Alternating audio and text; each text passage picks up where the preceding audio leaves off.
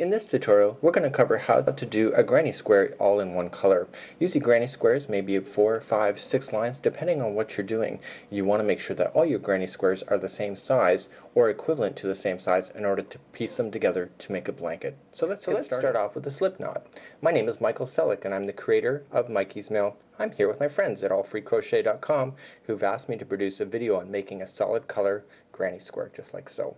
So let's start off. We're going to start off at the very center and we need to create the first ring to be able to rotate around. So this already counts as 1, so let's grab the material. So 2, 3, and 4. So you need a total of 4 altogether, and we're just going to now stick your hook into the very starting stitch just like so, and now pull it down like so it's a U, so that your middle finger and your thumb are kind of pinching in between the needle and where it's looping down. And the reason for that is that when we go to do the very next step, we want to know where the center of that square will be. So grabbing the material, pulling it through and through, so you're pulling it through both, and now your finger is still showing now the center point of your square. So now let's chain up 3, 1, 2, and 3, and now grabbing your material, we're going to double crochet ourselves twice only into the very center. So we're moving your thumb back, going into the center. Now this is a straggler, we want to hide that. So in order to do that, we just lay it on top. So when we go to push this, pull this around, it's actually going to help trap it into the very first rotation. So let's go 2 and 2, so that's a double crochet. So grabbing the material, the center, pulling it through, 2 and 2. So now we need to turn our first corner. We've already done 1. So now let's turn the corner. We always chain 2 when we turn corners. So 1 and 2. Going now back to the center area. We're just going to double crochet ourselves 3 more times right into the very center ring that you have created. Again, continuing to trap that straggler into position.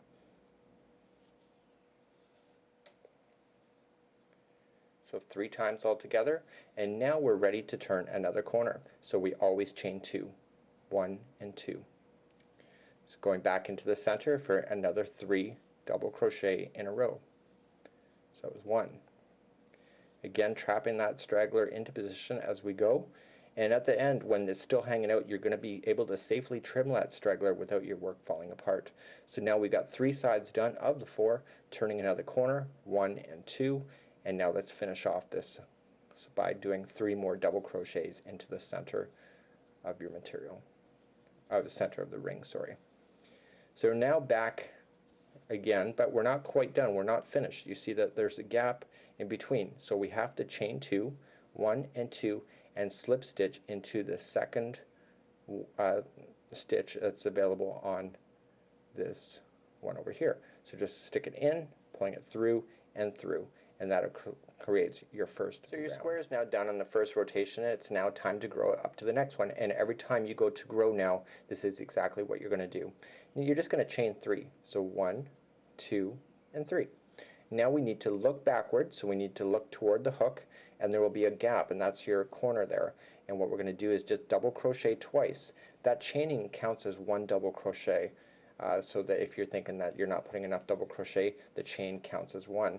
So therefore you have a total of 3. So now we're going to jump across, but we now have to work our way across what I call the runway, and that's the gaps in between the corners.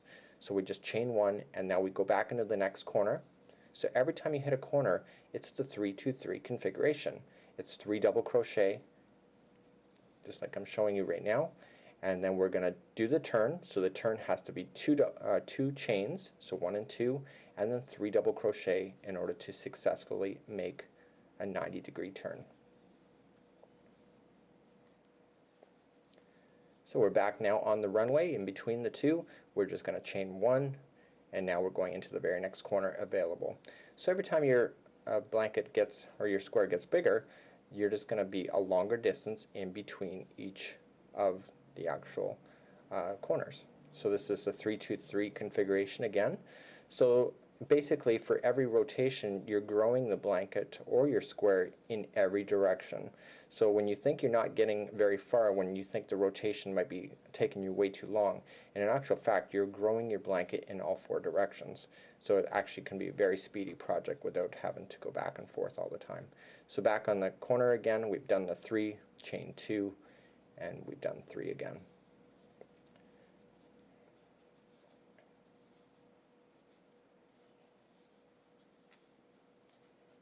Okay, and now let's chain 1. And this is the final of every time that you get to the final of the turn. So you just put in your 3, you're chaining 1, and your 2 double crochets on the other side were also part of that corner. So all we're left with is chaining 2, and we just need to slip stitch. So going into the top one there, pulling it through and through. So you can you can grow this as much as you want to. You just got to make sure if you're attaching your squares together that the squares are identical size in order to make that possible. So good luck and have fun.